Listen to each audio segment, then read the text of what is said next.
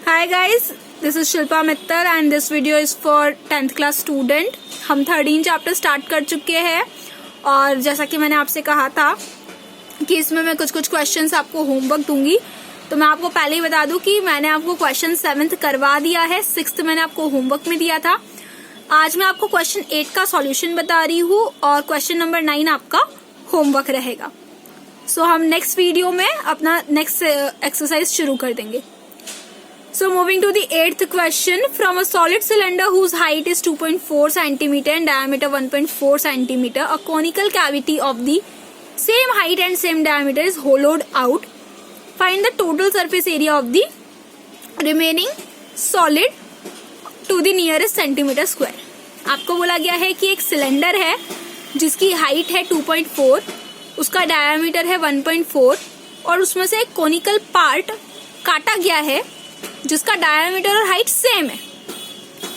होलो part काटा गया है, मतलब कि अंदर से वो खोखला है, ट्यूब जैसा, और वो सेम है डायमीटर और उसकी हाइट भी, सिलेंडर की हाइट और डायमीटर के। अब आपको निकालना है टोटल सरफेस एरिया बचे हुए सॉलिड का।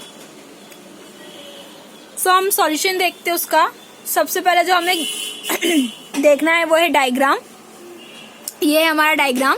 एक सिलेंडर है, उस सिलेंडर के अंदर से कोनिकल पार्ट होलो शेप में काटा गया है, मतलब ये ऐसा का ऐसा ट्यूब जैसा काट के निकाल लिया गया है। इसका हाइट भी सेम है और इसका जो डायमीटर है वो भी सेम है।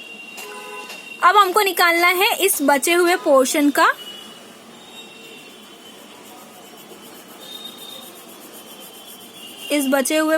का एरिया। हमने सबसे पहले जो गिवन कंडीशंस थी सारी वो लिख दी है। फॉर एन एग्जाम्पल हमने लिखा कि सिलेंडर की हाइट कोन की हाइट के इक्वल है 2.4 सेंटीमीटर, जैसा कि हमें क्वेश्चन में दे रखा था। सिलेंडर का डायामीटर कोन के डायामीटर के इक्वल है, दैट मीन्स 1.4 सेंटीमीटर। रेडियस आपको पता है, डायामीटर को हाफ करके उसे 2 से डिवाइड करके रेडियस निकाली जाती है। तो हमने 1.4 को हाफ करके दैट मीन्स 2 से डिवाइड करके रेडियस निकाली 0.7 सेंटीमीटर। अब क्योंकि कोन दे रखा है तो ये जो तिरछी लाइन है, ये जो टेढ़ी लाइन्स है, इनके लिए भी आपको निकालनी पड़ेगी लेंथ। इन्हें बोलते हैं स्लैंट हाइट, उसे एल से डिनोट करते हैं। और स्लैंट हाइट निकालने का फॉर्मूला होता है √r² + h²। रेडियस भी आपके पास और हाइट भी आपके पास। 2.4 हाइट है, 0.7 रेडियस है। देन 0.7 का स्क्वायर 0.49 और 2.4 का स्क्वायर 5.76। दोनों को प्लस किया तो आंसर आया 6.25 और जब इसे स्क्वायर रूट से बाहर निकाला आया तो आंसर आया 2.5। मतलब आपके पास स्लैंट हाइट भी आ गई है 2.5। अब आपको एरिया जो निकालना है वो कैसे निकालेंगे आप? उसको निकालने का फॉर्मूला ये है, सिलेंडर का कर्व्ड सरफेस एरिया प्लस कोन का curved surface area plus cylinder के दोनों बेसेस का एरिया। आई रिपीट, सिलेंडर का कर्व्ड सरफेस एरिया, कोन का कर्व्ड सरफेस एरिया और सिलेंडर के बेस का एरिया, इन तीनों को ही हमें प्लस करना रहेगा, जिससे हमें रिमेनिंग सॉलिड का एरिया पता चलेगा, बचे हुए पार्ट का एरिया पता चलेगा। जैसा कि आपको पता है हमने यहाँ सारी वैल्यूज रख दी। 2 कांस्टेंट है, पाई की वैल्यू 22/7, आर की वैल्यू 0.7 एंड एच की वैल्यू 2.4। पाई आर एल में पाई की वैल्यू कांस्टेंट होती है 22/7, आर हमें पता ही है 0.7 एंड एल भी हमने निकाल लिया 2.5। तो 0.7 और 2.5 हमने पुट कर दिया। पाई आर स्क्वायर मतलब area of base of cylinder, cylinder के बेस का एरिया पाई आर स्क्वायर। पाई की वैल्यू फिक्स है 22/7 और आर स्क्वायर मतलब 0.7 का स्क्वायर, 0.7 का स्क्वायर। ये हमने वैल्यूज पुट करी। अब आप इसमें ये देखिए कि जो 22/7 ये टर्म है और जो 0.7 ये टर्म है, ये सब में आ रही है।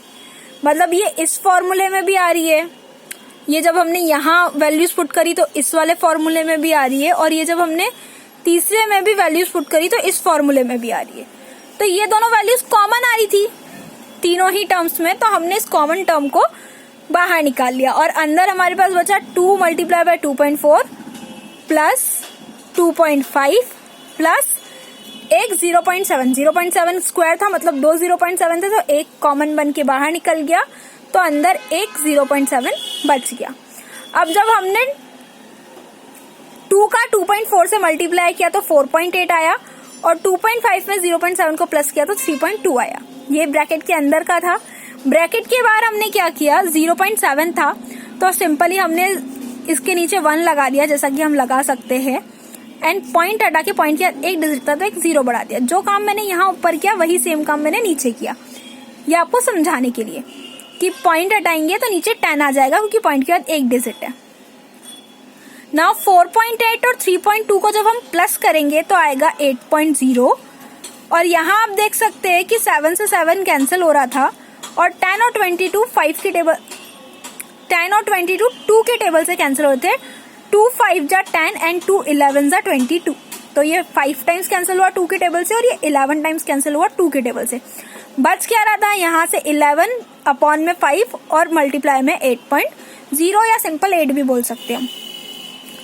अब हमने क्या किया, हमने इन दोनों को डिवाइड कर दिया। जब 11 का 5 से डिवाइड किया तो आंसर आया 2.2, 2.2 का 8 से मल्टीप्लाई किया तो आंसर आया 17.6। ये है बचे हुए एरिया का, मतलब बचे हुए पार्ट का total area 17.6 centimetre square.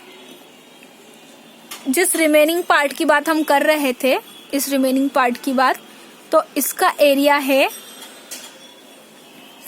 17.6 centimetre square. अगर इस क्वेश्चन में आपको कहीं पे भी कोई भी क्वेरी, कोई भी डाउट हो, कोई भी प्रॉब्लम हो, तो आप मुझसे कमेंट सेक्शन में कमेंट करके पूछ सकते हैं। एंड क्वेश्चन नंबर 9 आपका होमवर्क है, so do that question. And if you have any query regarding the question number 9, then you can also ask me by comment section. Thank you.